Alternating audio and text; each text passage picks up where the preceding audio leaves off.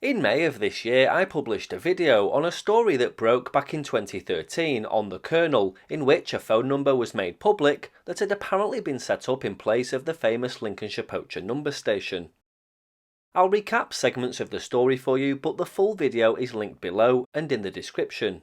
At the end of that video, I asked for anybody involved to email me and didn't expect anything, but 2 people have gotten in touch with some quite interesting claims. Let's quickly recap the story. Almost a decade ago, in 2013, a magazine known as the Kernel reported on the famous mysterious Russian radio signal UVB-76, otherwise known as the buzzer. Almost immediately, they were inundated with anonymous tips from readers, one of which made them aware of the Lincolnshire Poacher number station. An anonymous source claimed that the Lincolnshire Poacher lived on as a secret telephone number for MI6 agents to receive encoded messages in the Middle East. Known only as Mr. Bland, the informant claimed that after the Lincolnshire Poacher ceased operations in 2008, it was moved to a UK telephone number. Mr. Bland even provided the number. The Kernel called the number provided by Mr. Bland, and here's what they were met with.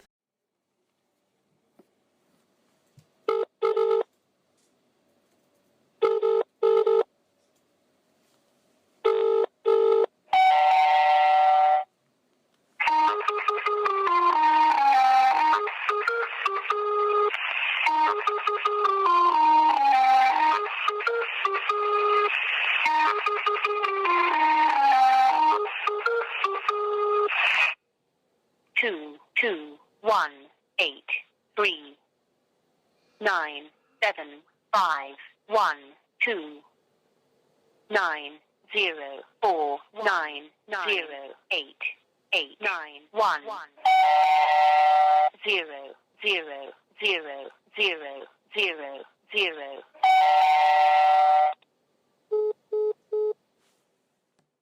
The following day, after numerous calls to the number, the Lincolnshire Poacher message system had been taken down. Instead of hearing the number station, callers were relayed a different message. The Kernel, along with several readers, then received a text message from a different number, informing them that the Lincolnshire Poacher telephone number was restricted and requesting that they don't call it again. When the Kernel tried to call the new number that the text message was sent from, they were told that the number wasn't recognised.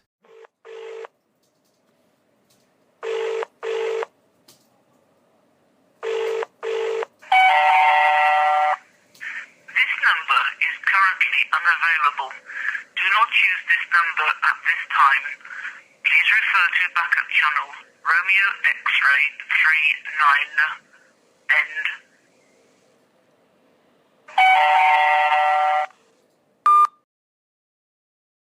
I break down the whole story in much more detail in the video you can find below, but since the original video was posted, there's been a couple of updates.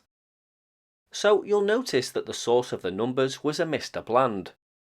Quite fittingly in this story, the name Roy Bland comes from Tinker Tailor Soldier Spy, a 1974 spy novel by British-Irish author John le Carre. It follows the endeavours of the ageing spy master George Smiley to uncover a Soviet mole in the British Secret Intelligence Service. Roy Bland is second in command of London Station and was recruited by Smiley at Oxford. He was the top specialist in Soviet satellite states and spent several years undercover as a left-wing academic in the Balkans before being instated in the Circus. This was the name given to Britain's Secret Intelligence Service because its fictional London office was at Cambridge Circus. Well, a few days after that video was posted, I received an email from Roy Bland. His first email was quite cryptic, offering parts of more phone numbers in the series that the Lincolnshire Poacher number sits in. He suggested that I could authenticate his identity by contacting the author of the Kernel story, so I did. Not surprisingly, I never received a response. I'd suspect that the story in 2013 caused the Kernel some embarrassment when web sleuths got to task investigating the validity and likelihood of it being genuine, but stay with me. I replied to Mr. Bland asking him to tell me more of the story. I left it 2 days and decided to give him a nudge. He later replied asking if I'd checked the authenticity with the Kernel. I told him I'd received no response. Mr. Bland wasn't surprised I'd received nothing back from the Kernel and offered to answer some reasonable questions. I was quite excited by this as it looked like I was about to receive some more information on this whole story. Was it a hoax? Was it genuine? I leaned towards the former based solely on the fact that whoever was involved was potentially on the other end of the keyboard. I asked Mr. Bland for his side of the story, this way he could tell me what he wanted and leave out anything he didn't. I chased him on 2 more occasions, but the trail went cold from here, and I never heard anything from him again. I'd suspect that unfortunately this was probably a hoax email on the back of the original video, perhaps somebody wanting to see this kind of update, who knows. Then in early September I received another email which kind of confirmed mine and other people's suspicions that the Lincolnshire Poacher number was a hoax. It came from an email address whose name was Nobody Here But Us Chickens. This is the name of a jump blues song, written by Alex Kramer and Joan Whitney and recorded by Louis Jordan and his Timpani 5 in 1946.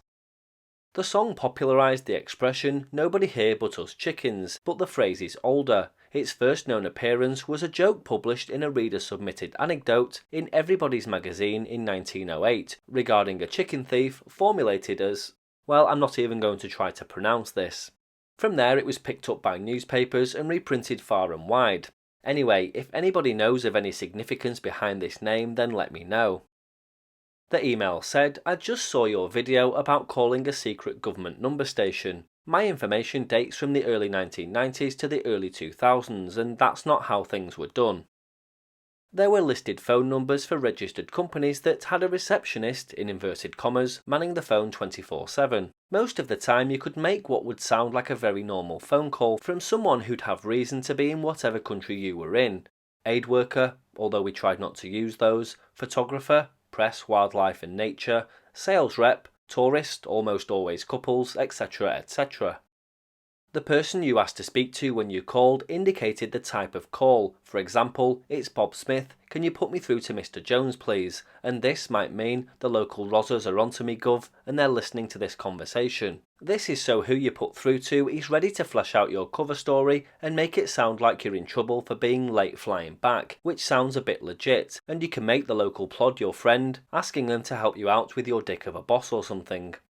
The local authorities can also call that number and ask for Mr. Johnson, and he's ready to sound a bit puzzled and a bit taken aback as he talks to the local dibble about one of his photographers who was sent to rural China to photograph mountains, and the daft sod wandered a bit too close to something military. These days such numbers will be traceable to companies with websites. The 2012 film Argo will give you a glimpse into this kind of thing. Unlisted numbers look iffy in your mobile call logs or network activity, or someone who's following you and finds out which number you called from a street payphone, but everyone calls back to the office when travelling.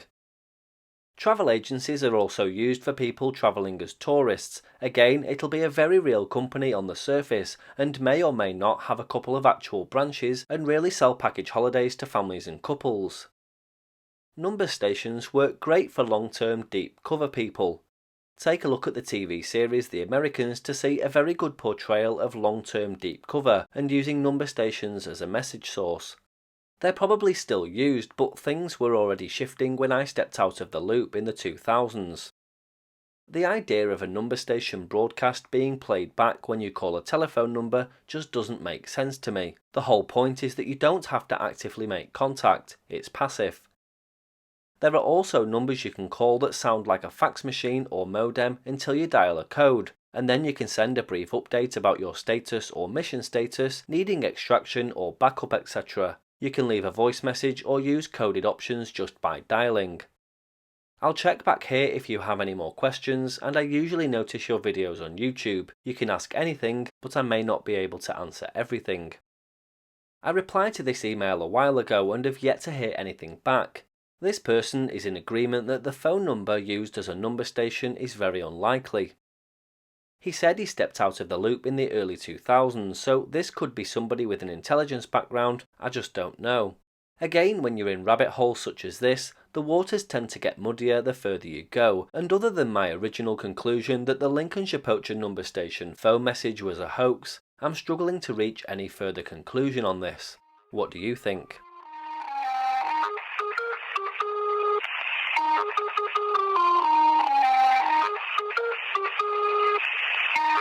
Thank you. 2 2 1 8 3 9 7 5 1 2 9 0 4 9 0 9 1 4 4 3 5 2 2 8 2 1 5 8 2